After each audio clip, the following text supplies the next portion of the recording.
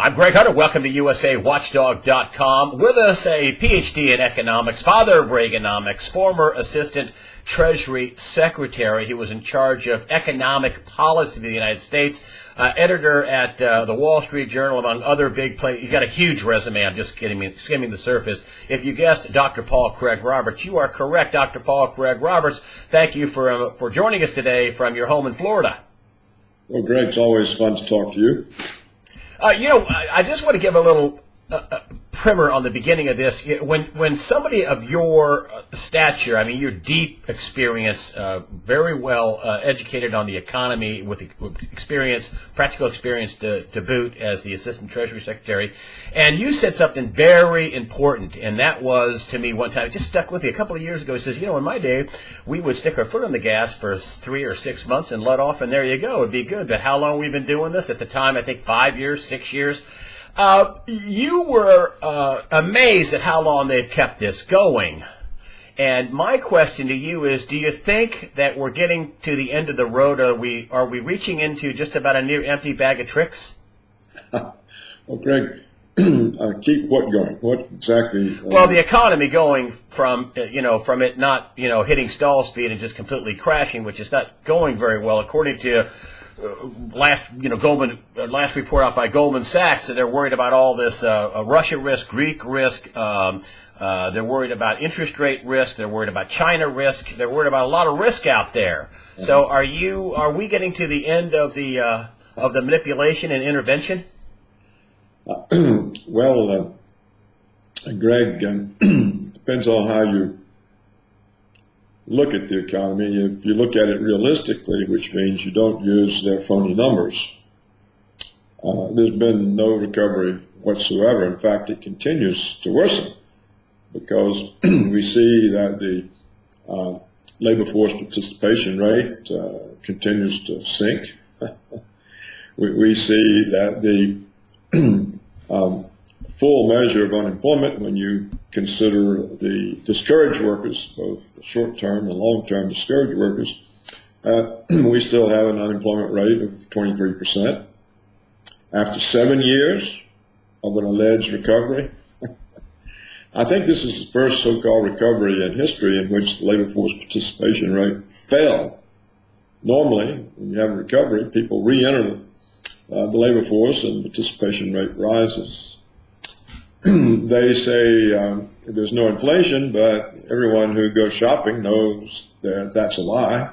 All you have to do is look at what's happening to the prices in the supermarkets or in the hardware store or your utility bills, or just whatever you look at. Clothes, the prices of everything continues to rise, and that they say, there's no inflation. So if you measure the economy in the rigged way that they measure it, you do face a conundrum because allegedly there's a recovery, but there's no real signs of it in the workforce or in the jobs that are available. The latest I saw was the Federal Reserve report that 50% of 25-year-olds live at home with their parents or their grandparents. So if you've got half of the new generation unable to form a household, live an independent existence, that tells you there's no economy there. Now, about Goldman Sachs, most, in my opinion, when firms like that, who are complicit in the financial crisis and who are complicit in the fact that there's been no recovery, because the Federal Reserve and the Treasury have used the economic policy of the United States to support the handful of big New York banks. And that's why there's not a recovery. And so what Goldman Sachs is doing, they're throwing up all this camouflage. The problem is really not here at home, it's Russia, it's China, or it's the Fed raising interest rates, but it's nothing to do with us, of course. You could think that Goldman Sachs believes the derivatives are about to blow up, or some problem is going to affect them and then shifting the blame already somewhere else. It's hard to know how to read that. But the fact of the matter is that there's no recovery, and the fact, and mainly they have created the image of one with fake measures of unemployment and fake measures of inflation. And that's how they have this image. But even the recovery they have is very, very weak. I mean, even the one they claim, it's very, very weak. And so even the rigged recovery is problematic. Now, on the interest rates, let's address that.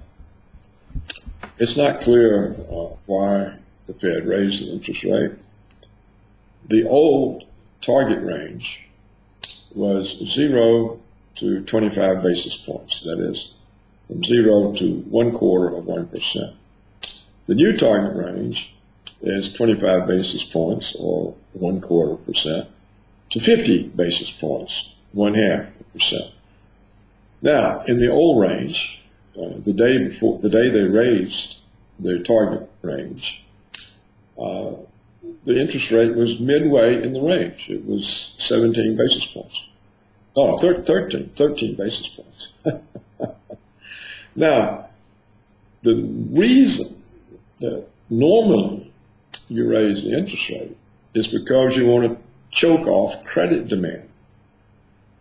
And yet, in the old target range, the available credit was not even being used, because even though the range was from 0 to 25, the Fed funds rate, or the interbank borrowing rate, was only 13 basis points. It was only halfway in the range. Clearly, there was an abundance of credit at the current rate, so they most certainly didn't raise it in order to choke off credit demand, because there wasn't enough credit demand to move the old rate to its upper limit. So why did they do it? I don't know. Probably because they had talked about it for so long, and the press, the prostitute press, made an issue of it for so long that they said, oh, well, let's just go ahead and do it. Now, the last I looked, the new rate is in the midpoint of that range. So clearly, there's no demand for credit that's threatening inflation or anything of the sort. And the Fed did not have to raise the rate in order to stop a runaway economy or a financial boom or inflation. So there's no real explanation of why they raised it. They said, oh, unemployment is 5%. That was our target. Well, of course, unemployment is at 5% only because they don't count a single one of the discouraged workers. So it's all just a package of smoke, mirrors, lies. It's hard to know exactly why they would have done this. They could just have easily said, well, look, the junk bond market just blew up, so we can't raise the rates. Instead, they put out this phony thing about 5% unemployment. Well, how do you have 5% unemployment when half of the American 25-year-old young people have to live at home with their parents? If this isn't recovery, oh boy, what kind of a recovery is that? So who knows what's going on? We'll see if Christmas sales are any good. We did see that Black Friday and Cyber Monday and all of those sales around the Thanksgiving period, they were absolute bust. Yes, they were. Yeah. And we'll see what happens at Christmas, because Christmas sales is usually what maintains the retail stores throughout the year. So, Greg, I think that the consumers have had no income growth for a number of years. There's no credit growth except for student loans, because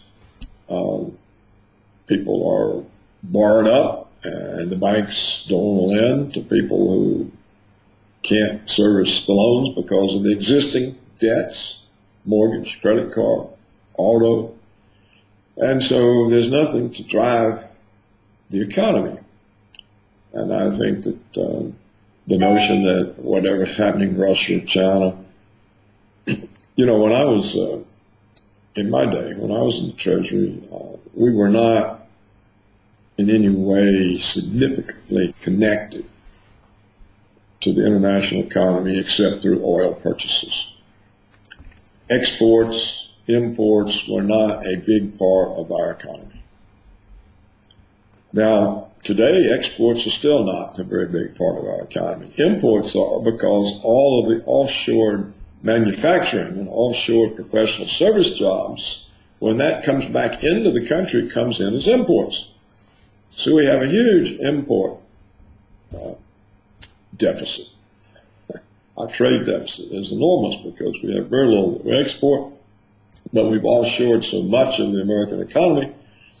When offshore products come back in, they count as imports. So that's the only real way that we're connected to this so-called globalism. The American economy was never very global. It was domestic-based. It was based on the growth of domestic income, the domestic consumer market. We had enough people. It was a big country, a big enough population that we didn't need to try to have some kind of growth from exports. So where are we today? Where we've been for 7 years. No growth in consumer income. No growth in meaningful jobs. In fact, the jobs get worse and worse. They're increasingly temporary, or they are part-time, no benefits. The kind of jobs you've got to have at least two of to have any chance of making ends meet. People are struggling. There's really not much of an economy there. If you look at the so-called growth in payroll jobs that they announce month after month after month, with retail, trade, where these jobs come from, it's hard to know because retail sales aren't going up. I suspect the growth in retail trade jobs are coming from the layoff of full-time employees and the replacement with part-time employees. So you lay off one full-time guy and you hire two part-time, so it looks like employment went up by one, you see. So retail trade are the jobs, but they're suspect, as I said. Waiters, waitresses, bartenders, social services, healthcare, but the kind of healthcare jobs are usually, the biggest component is ambulatory healthcare services. I'm not sure what that is. I think it's hospital orderlies, people pushing hospital carts and beds and wheelchairs and things of the sort. There's just not any sign of manufacturing jobs. There are very, very few professional service jobs like computers or law or lawyers. It's just a very weak and dreadful kind of picture. It shows a collapse of the ladders of upward mobility. It shows there's no opportunity for middle class. It must be shrinking, the middle class.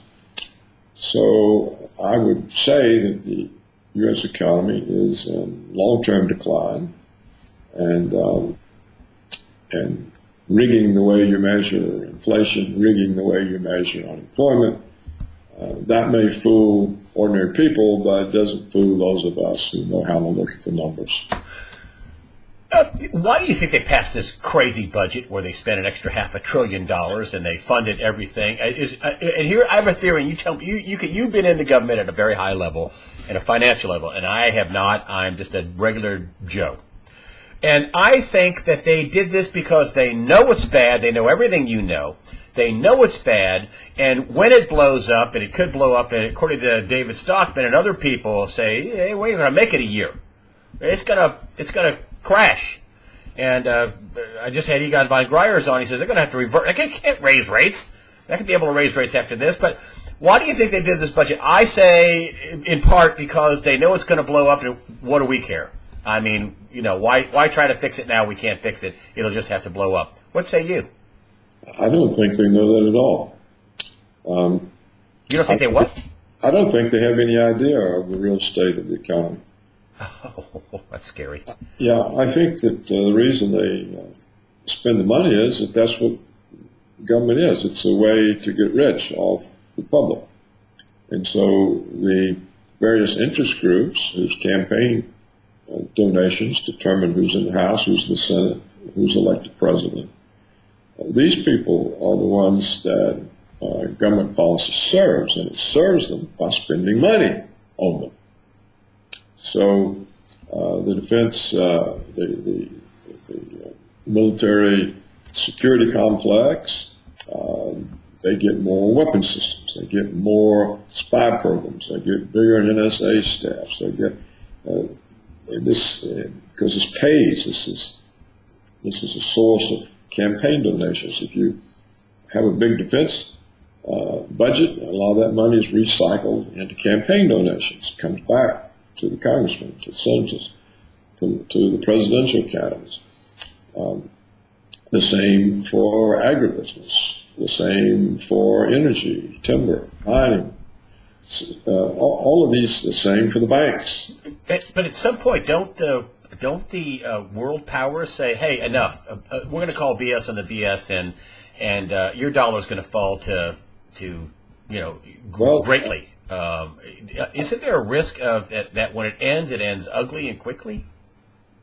We've talked about this for years now, and I have been surprised that it's lasted so long. We've talked about how the House of Cards has stayed standing for so long, and the reason I think is that the government has less and less integrity. It does more and more crooked things.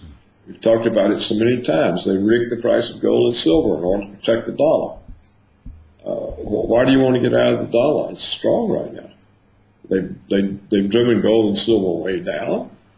They have the Japanese printing yen, hand over fist. They have the European Central Bank printing euros, hand over fist. So why wouldn't you want to be in the dollar? You have to understand, Europe, Japan, these are puppet states. And if we say, look, print your money so that your currency doesn't rise relative to the dollar, we need a strong dollar. That's what they do. It's what, you're aware that Europe, I think, has announced a continuation of their quantitative easing. We know Japan is printing money as fast as it can. So if the alternatives are being printed like that, there's no reason to run away from the dollar. And we do see among the Chinese and the Russians an awareness that they need to get out of this dollar system. But it takes time. It's complicated. They've got to set up their own payments mechanisms, their own clearance mechanisms. They're making progress. China has this investment bank for infrastructure. It's kind of like a World Bank thing. We know the BRICS now have their version of the IMF bank. These are new. They're just forming up. All of these countries still rely on the American internet built system. Global communications. I mean, this is how we can spy on everybody so easily. So they have to do that. They've got to move off on their own, and it's taking them time, and there's a certain amount of uncertainty that they face. But I think we are headed into the world being split in half, just like it is in George Orwell's book, 1984. You're going to have that half with their own monetary arrangements, their own legal system, and they'll all be dealing with each other on their own terms. And then you'll have the Western system that the United States has constructed, in which everybody in it is a puppet of the United States. And these two systems may have very little interaction. We also could have war. I mean, it may come to the point where, well, we can't survive on just half the world, whoever it is, China, Russia, U.S., and the West. We got to winner take all. And isn't what they're, I mean, I've said many times, I mean, I've questioned now Seymour Hersh has come right out and listed sources that, yep, we armed ISIS, we armed Al-Qaeda, we did that with the oil, I've been on that, I mean, they weren't bombing the oil facilities. Been on that for months. As that we know it's going to Turkey. Turkey's financing ISIS. You know, I mean, a Ford pickup truck from Houston ended up with an ISIS machine gun on it. You know, it is what it is. We're arming ISIS and Al Qaeda. And so I ask, what kind of a foreign policy is this? And I am stunned. But you've been out and saying, you know, they're taking us to war. They're trying to take us to war. Is that what you feel, that we're closer and closer to war still? Yes, and as we've discussed before, Greg, I blame the neoconservative policy of American hegemony, that the United States should be able to act unilaterally anywhere in the world, and this neoconservative view means that any country that has an independent foreign policy is a threat. And the reason the neocons say that Russia's a threat, they don't mean that, oh, they're going to blow us up with their nukes tomorrow. They mean they have a foreign policy that doesn't follow our lead. That's obvious. They act independently, and we can't tolerate that because that cuts into our ability to act unilaterally. We're supposed to be the uni-power, and everyone is supposed to fall in line with us. And of course, Russia was in line. It was the rise of Putin and Russia under Putin that took Russia out of this line. And of course, the remarkable economic rise of China took them out of this line. So they have independent policies, and it appears now that so does India, at least to some extent, South Africa. Brazil was trying to have one, but we've done a lot to damage Brazil and try to bring them back in line. It's hard to see how all this plays out, except for the fact that it's unlikely that Russia and China will ever submit to being vassals of Washington. And so you think war is a pretty likely outcome of this? I think the reason that Kerry rushed off to Moscow last week was because he and Obama realized that a momentum to war was building and that they had to defuse it. So Kerry rushes off and eats crow and backs off of the inflexible American positions about Assad and cooperating with the Russians and all the rest. And he spoke in a very conciliatory way, essentially ate crow for the Russians. And I think that Obama and Kerry probably saw that the neocons have been telling them is wrong. So the neocons say Russia's weak, keep putting the pressure, increase the pressure, and they will give in. Instead, they kept drawing a harder and firmer line. In the week before Kerry rushed off, Putin gave 2 orders that just absolutely shook Washington and the Pentagon to their foundations. He issued the direct order that all the Russian forces in the area of Syria, those at sea and on land and in the air, that they were to immediately destroy any potential target that could be a threat to Russian air and ground operations. So he said, okay, you shot down one of my planes, but it's not going to happen again. We're going to blow you out of the sky the minute you get into our area of operations. We don't care who you are. That is a very definite order. It sends a signal. And then he followed this order up with one to the defense ministry and said he wanted every aspect of the nuclear triad modernized and brought to full readiness. And the defense ministry said, Mr. President, 56% of our nuclear force is brand new, and more than 95% is on full readiness. Well, this tells you a lot right there. Says they're ready to rumble. It says, okay, I've told you. We're not making threats, but you shut down our plane, and then you bombed our Syrian allies in our area of operation and tried to blame us. You're financing ISIS. You're buying their oil. Here's all the proof. We know that your AWACS system or your global satellite system is what enabled the Turkish plane to shoot down our fighter bomber. Despite the agreement we had with you, we trusted you, and you stabbed us in the back. And Turkey couldn't have done it without you, means the United States. And that's it. No more. We've had it. One more time.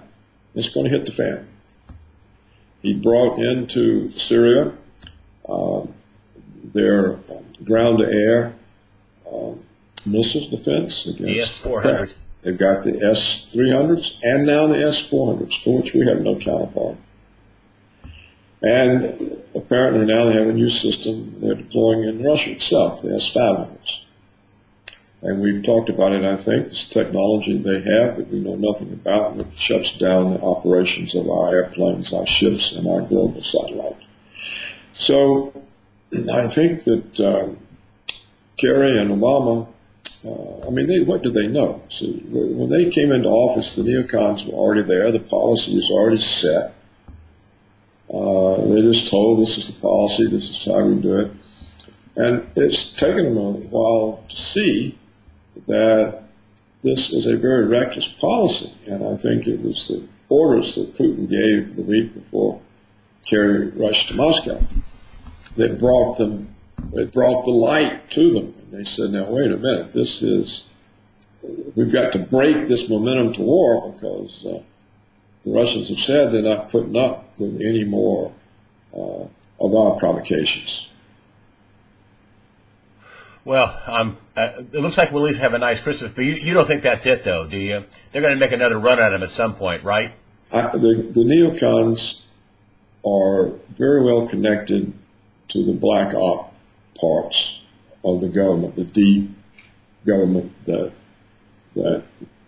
pulls off false flag attacks like 9/11, like the Boston Marathon bombing, like San Bernardino shootings, like Charlie Hebdo, the Paris attacks.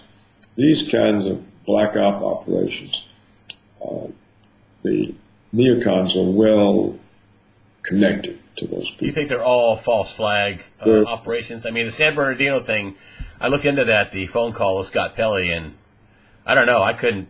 The woman said faces were covered, their hands were covered, and then she said there were 3 white guys. So everybody ran with that, saying that was a false flag. But Greg, there were I don't know. All 3 eyewitnesses separate gave the same exact 3 tall, white Caucasian males. So, and then you saw the photos of the alleged dead terrorists. They're handcuffed. What do you handcuff dead people for? So the whole thing is fake, but they've learned that the American people will believe whatever they say. So they can tell the Americans anything. It doesn't matter how ridiculous it is. It doesn't matter what the evidence is. And they never have any evidence. And the alleged terrorists are always dead. We've never heard. Well, one of them they arrested, so we'll see. They've charged him. He's supposedly singing. Their neighbor that gave him the guns, so we'll see. Sure. But you think we're headed for? And it turns out that all these guns all come from the same arms dealer that's connected to the CIA. Every one of them, even the ones used in Paris. You saw, didn't you, where the president of the Serbian company who made the guns said, we sold those to, it's the American company, what's it called? And it turns out this is the company that's well connected to the CIA. Is that Academy or Blackwater or? Well, they're not the gun dealer. It's the I forget the name of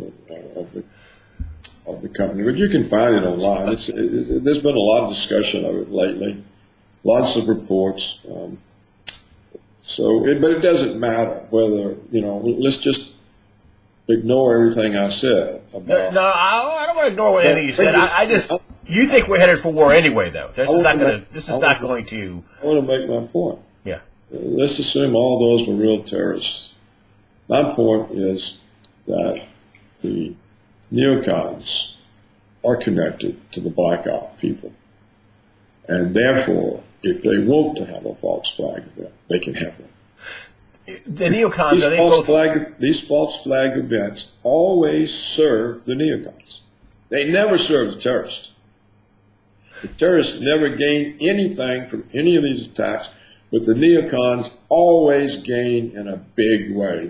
Out of 9/11, they got their wars in the Middle East. That's the new Pearl Harbor. Out of these shootings, they get to have a mobilize military forces, shut down cities, give stay-at-home orders to Boston, conduct house searches. With the San Bernardino shootings, they get more demands for more police state measures, more stringent NSA spying. All of this works for them. It never works for the terrorists. What good does it do to the terrorists? I've asked over and over, what good does it do for the terrorists to shoot people sitting in a Paris cafe? Nothing. If the terrorists wanted to actually do something, they would kill the neocons. The neocons don't have any protection. They walk around. They're all vulnerable. Anybody could take them out. And yet not a single one of them has been attacked. Well, this is who the terrorists would go after. They'd go after those people. Or, at least, instead of going after some magazine in Paris or people sitting in a cafe, they'd blow up the arch, the big, what do they call it, the triumphal, whatever, the big Paris arch. They'd blow that up. They'd blow up Notre Dame. They would do something, or they'd blow up the museum. They would do something really dramatic, like happened in New York with the World Trade Center and the Pentagon. They would go after something that had a huge impact. Shooting people in a cafe is that doesn't benefit them in any way. So these things, I think, are just done for other kinds of reasons.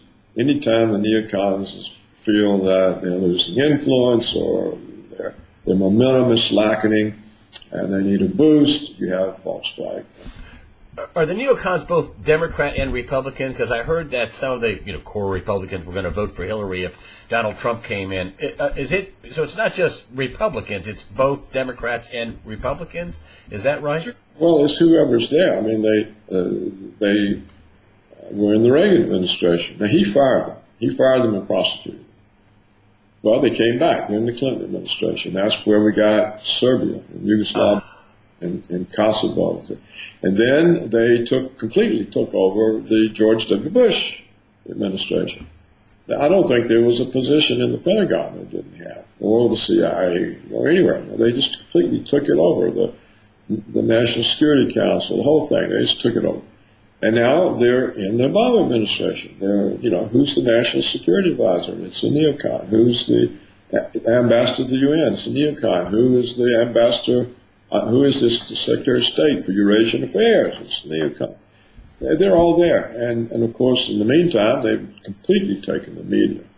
I mean, there isn't any print or TV media of any consequence. It's not dominated by the neocons. So they control the explanations. And by controlling the explanations in the media and what the people are told, they control the policy.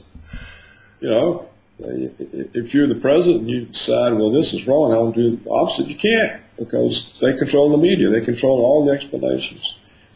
And they're already saying, oh, Obama softened terrorism. Oh, Obama softened the Russians. If you look at what they say in the debates, whether they're the Republicans or the Democrats, they're not debates, of course, but if you look at their statements, it's always, well, I'm tougher. I'm tougher than Obama. I'll get the Russians this time. We hit them hard, blah, blah. I mean, this is all crazy, mad kind of talk, but it's all neocon talk. And now it's even infiltrating into Trump. You know, Trump opened the can of worms when he said he would use nuclear weapons against ISIS. Well, this is stupid. ISIS is a small force. You don't need to use nuclear weapons against ISIS. But it opened the can of worms, and then we have the video of this woman, advisor to Trump, and she's saying, what's the good of nuclear weapons if you can't use them? Well, that's exactly the question William Crystal asked years ago, the neocon, William Crystal. It was his question. It was his same question, word for word. So this is an advisor to Trump. So they've already got Trump. That's sad. So, you know, what can be done? Do we have a meltdown? Gerald Celente, who I know you're friends with, and he says, you know, when all else fails, they take you to war. And he's thinking that there will be a meltdown probably sooner than later, but we'll have a war. Do you think we'll have a meltdown and they'll have a war and they'll blame it on the meltdown? We'll have a meltdown, we'll go to war, or will the meltdown and the war all happen at the same time? I mean, that's where it looks like we're headed. You're talking about a real war or Russian China? I guess real war. We've had nothing but constant wars since Clinton. This is the longest period of war in American history. We spent more money than all the other wars put together. So, yeah, we already got wars. But now I think you're talking about one where there's actually somebody who can kick our butts. Will we do this? It's entirely possible. This is what I point out. Every American president between John F. Kennedy and George Herbert Walker Bush, beginning with Kennedy and through George Herbert Walker Bush, they all tried to defuse the nuclear issue with the Russians. They worked hard to make sure there would not be misunderstandings that would lead to the use of nuclear weapons. They tried to build trust between the Soviet government and Washington so that nobody would feel like, hey, are they launching? Let's launch. So that there wouldn't be mistakes, people wouldn't rush to a conclusion from faulty information or faulty signals, of which there were a lot. What happened with Clinton? Clinton's second term, all of this trust began being destroyed. You know, I've gone through it many times, both on your show and my writings. First, we promise not to take NATO to Russia's borders. Then we attack Russia's ally, Serbia. Then we pull out of the ABM treaty so that we can put anti-ballistic missile bases on Russia's borders. Then we change our war doctrine to have preemptive first nuclear strike. That's frightening. And on. So everything we have done to the previous presidents have done to try to defuse the kinds of tensions between nuclear powers that could lead to an outbreak of nuclear war, all this has been thrown away by Clinton, George W. Bush, and the current White House fool. And it's all due to the neoconservatives. So yes, we're in a more dangerous situation now than we were during the worst part of the Cold War. Thanks to the neoconservatives, thanks to the American prostitute media, the people who lie for a living, we are in more danger than we have ever been, and yes, a war could result, and if it doesn't, it's just because Putin has got too much sense. But I don't think that Putin is going to absorb these kinds of provocations forever, and I don't think that he's going to put up with any more nonsense in Ukraine. That was a part of Russia for longer than the United States has existed. And to have us there trying to foment troubles for Russia on its border in a historic part of Russia, they're not going to stand for that. And the neocons are just crazy enough to keep doing that, and that could very easily lead to war. Or we could see some idiots in Syria again attack Russian planes, and the Russian ground-air missiles are launched, and the planes trying to attack the Russians are just blown out of the sky, and then they turn out to be our planes, and the president has to be tough. They did remove 12 F-15 fighters out of Turkey, and I think that's part of the reason why they were trying to ratchet that down. And that's what I said. That's why I think Kerry went to Moscow, was to break this momentum toward war. Now the question is, will they be able to do it? Because they haven't fired the neocons. They're still in the government. I suspect the neocons in the government are more powerful than Kerry and Obama, because they control the explanations because of the prostitute media. They have the policies in place. People are accustomed in the government to these policies. All of a sudden, here's Kerry and Obama with a different tune. They're already under attack for it. They're already being said to be soft on Russia, soft on terror. And so what happens? I think that what Kerry should do, he should go to Obama and say, listen, when I came in as Secretary of State, Victoria Nuland was already there. You had already loaded me up with her. I can't stand any longer. I'm going to fire, and if you don't back me, here's my resignation. And by the way, Mr. President, you better fire your National Security Advisor and your UN ambassador, because these are warmongering, troublemaking women. And we can't afford this kind of trouble with the Russians. They're just too well armed. You're talking about the whole world. And we got to get these people who produced all this conflict out of the government so that we can change the policy. Now, if Kerry was a real man and he had real integrity, that's what he would do. But what happens to these people? They don't want to lose the position. They don't want to not be in the game. They won't make the sacrifice to save the country or mankind or humanity. But that's what needs to be done. If I was Kerry, it's exactly what I would do. And he also should tell all the Europeans, hey, look, we've turned you into our puppets since 1945. We've made you our puppets. You don't have independent policies, and so you can't make your own decisions, and this has increased the ability of the neocons to produce conflict with Russia. Why don't you go get an independent foreign policy? If I was Kerry, I'd tell them that.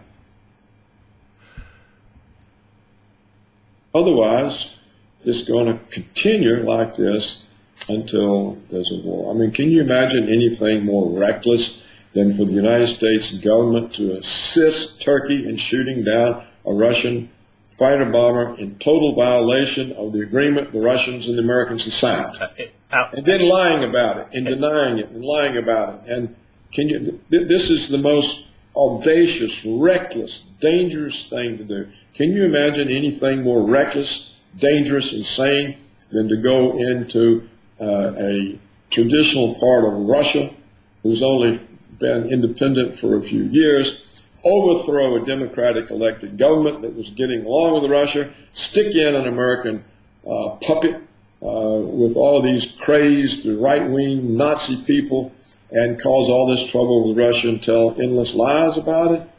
I mean, what is more reckless and irresponsible? And yet that is the way the United States government is behaving. And if you can do things that stupid, you can cause a nuclear war. Paul Craig Roberts, thanks for coming on and giving us a preview of 2016 and letting us know how you feel and laying out your analysis. It's good. I always have sourcing problems with the with the false flags. I mean, I really try to source it like a journalist, and it's hard to do. But, it makes a lot of sense what you say. Makes a lot of sense. Anyway, thank you very much for joining us today on USAWatchdog.com. Always a pleasure to talk with you, Greg. Yes, sir.